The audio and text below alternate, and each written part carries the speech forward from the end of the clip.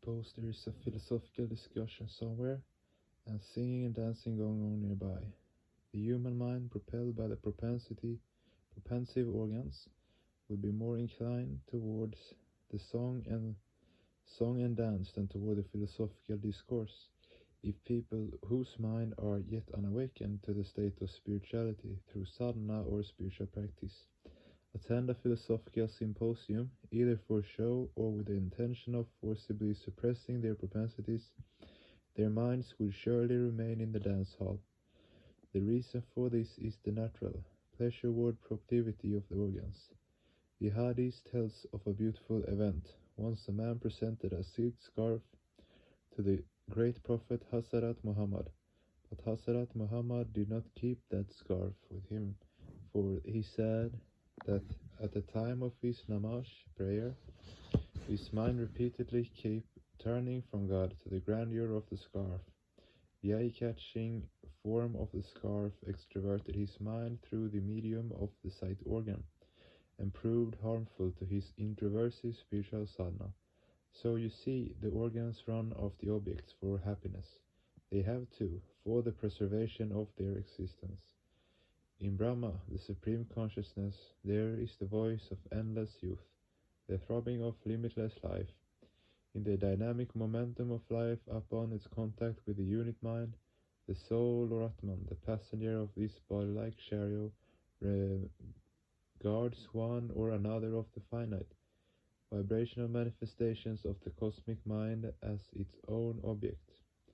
Apparently, it becomes the perceiver of that vibrational object. Even if you do not involve yourself directly in any scene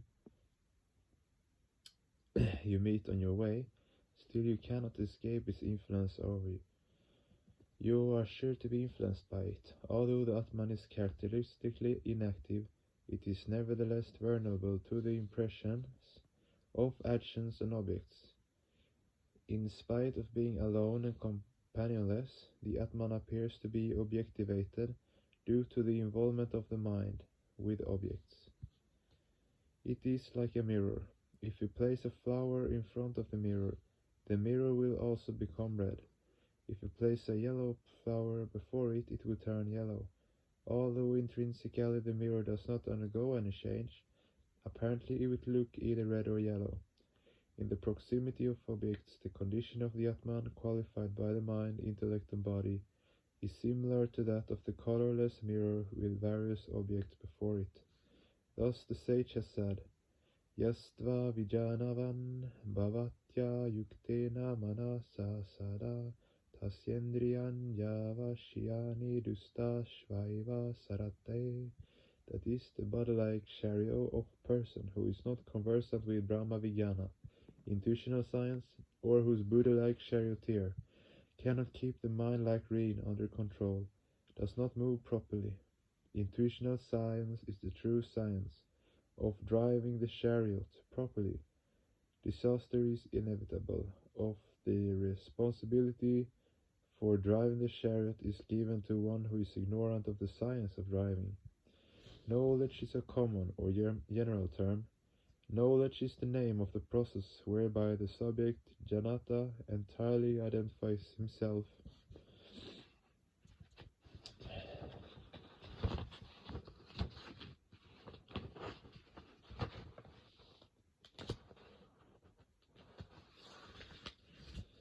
herself with the characteristic of an object.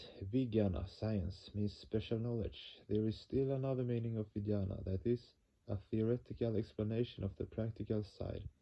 The chemistry book, which teaches all about chemical science, about the elements and the laws governing their combination and behavior under various conditions, communicates knowledge, jnana, and the practical book by which you can conduct experiments in the laboratory is called Vijnana.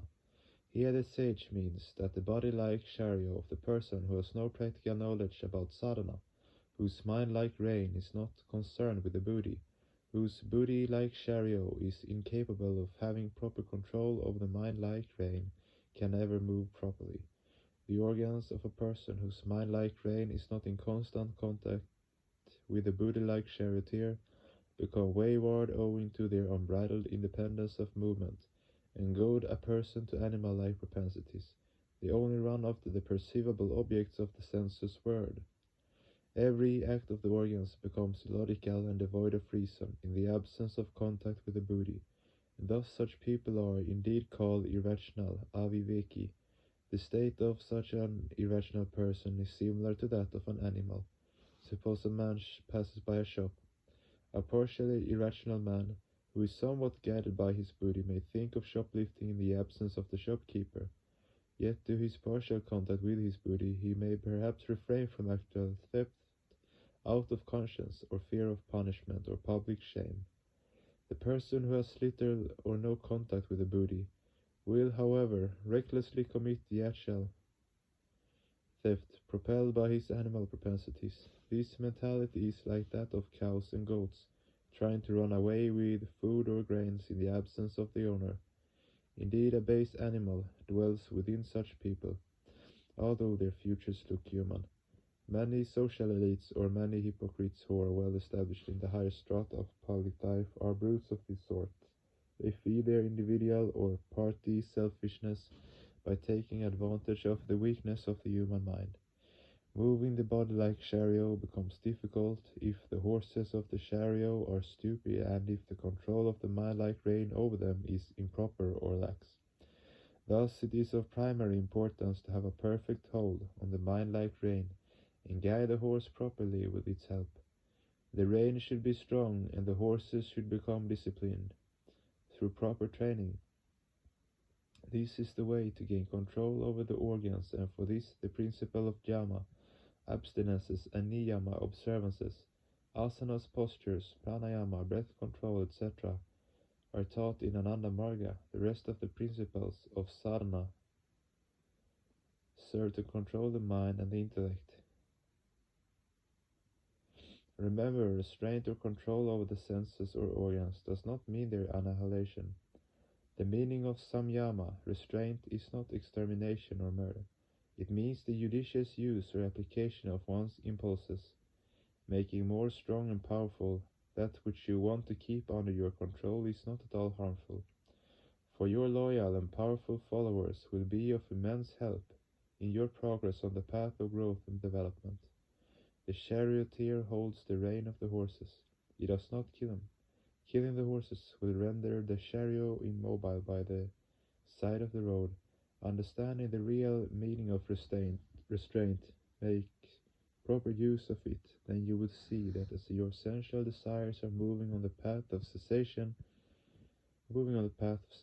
with ease, a powerful vibration of energy is created in your mind, and it proceeds with irresistible force towards the internal world, towards the Supreme Being. The sage has said, Yastu Vijnanavan Bhavati Yuktena Manashasada Taschendriyani Vashyani Sadashva Iva Sarate. That is, the mind of the person whose conscious or discriminating judgment is awakened, and whose power of judgment is intense, always remains linked to the buddhi. The rein remains constantly under the control of the charioteer, and so, quite naturally, the organ-like horses remain loyal to the buddhi. They never roam about randomly, but when the horses are untrained, that is, if the organs are faulty, the charioteer will never be able to drive the chariot properly. Thus, for the proper functioning of the chariot, well-trained horses are indispensable. A sadhaka spiritual aspirant should train his or her mind, body, intellect, and organs to be directed only towards the supreme benevolence. Shreya. Let me explain to you in detail the characteristics of the organs. They are of three types: sensory organs, motor organs, and pranaha, the vital principle or reflex perceptive organ. There are 5 sensory organs: eyes, ears, nose, tongue, and skin. There are also 5 motor organs: vocal cord, hands, feet, excretory, and genital organs. Ordinarily, pranaha is not considered to be an organ, because it is actually the cooperative functioning of 10 values, the daryas or sustainers. These 10 vital vibrations consist of 5 internal vibrations of prana, apana, samana, udana, and vyana, and the 5 external vibrations of Naga, Kurma, Krikara, Devadatta, and Dhananjaya. These vibrations come within the Maru-tattva or aerial factor, and so Pranaha and the 10 vayus are not taken as a separate principle. The characteristic of the sensory organs is to run off the external objects. Whenever any inferential vibrations or tanmatra emanates from an object, the sensory organs immediately receive that vibration at the gates of the sensory organs and transmit it to the Shtira Bhumi of the Chitta, the apperceptive plate, the site of the mind samskaras, reactive moment of deeds. The point where the organs come directly in contact with the mind is the cardinal point of the organs, and it is this point which deserves the name of organ.